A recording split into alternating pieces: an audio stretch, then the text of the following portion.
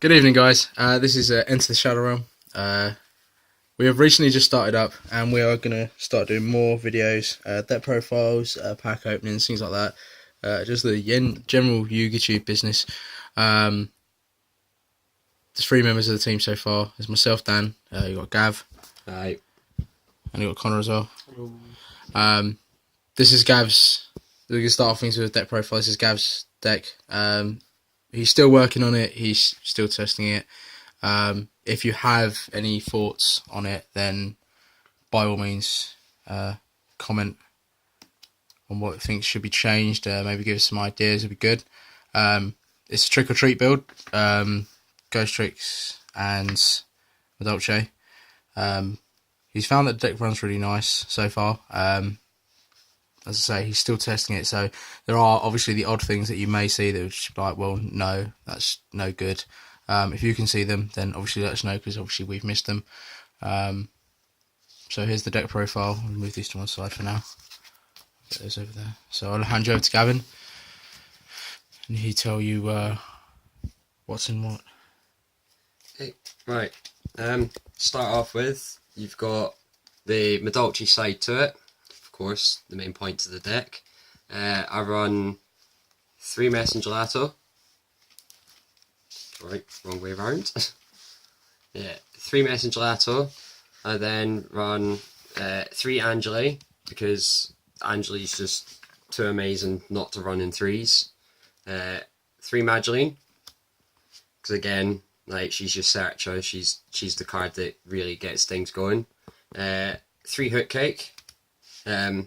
Again, he's quite a key card to it. He helps make the deck do what it can do. And I run 2 Mewfree. A lot of people would prefer running 3, but I find that 2 is sufficient, and you don't actually need the third one. You can always fill the deck with something much more useful. You know, like, say, like take a card in that you might want to run instead. The next bit of it is the Ghostrick monsters.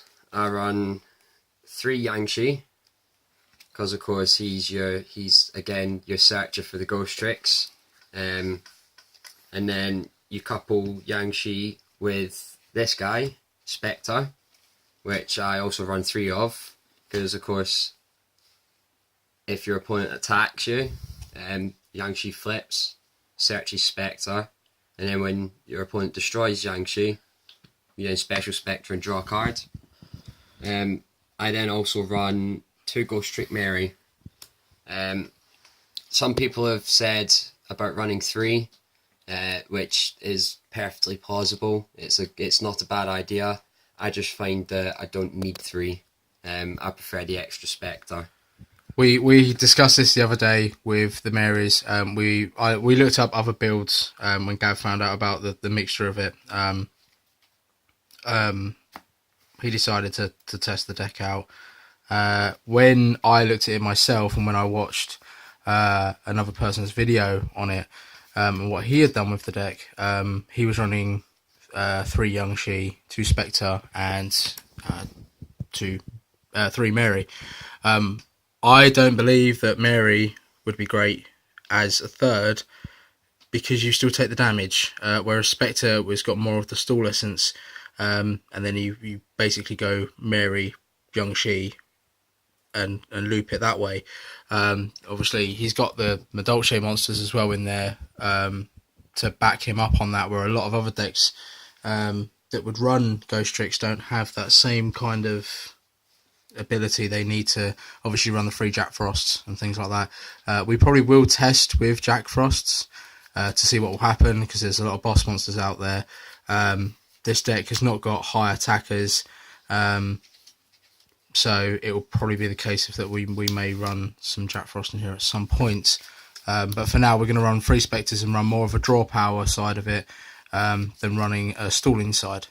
I have also found that with Yangshi, where you've got your normal play of Mewfree to special Angeli to then go to Hootcake to kick all your play off, if you've got Mary in hand, you can use that as a starting point, because you can ditch the Mary to special the Yangshi, then all you need to do is to normal summon your Angeli afterwards, and everything gets going that way. So it's got quite good synergy with the meldoche in that respect. The fact that you can go to your invokers and your Levier. Now on to the spell cards of the deck. I run 2 meldoche Chateau and 2 Ticket. Some people run Chateau at 3. Again, because of the way you can recycle, it's not needed at 3. It's plausible at 2. I also run 1 Dark Hole and 3 Mystical Space Typhoon. Meldoche tend to die to back row quite often. You know, back row is something that hurts them quite badly. So stop the back row basically. And as Dan mentioned, meldoche are not a particularly high attack, so I also run 3 Forbidden Lance, because they attack, you drop their attack down, it's got less chance of your monsters being destroyed. And for traps, I like to run 3 Fiendish Chain, as again it can stall out your opponent's monsters long enough for you to get something out and deal with them. Play a set of super Fiendish Chain. Ooh.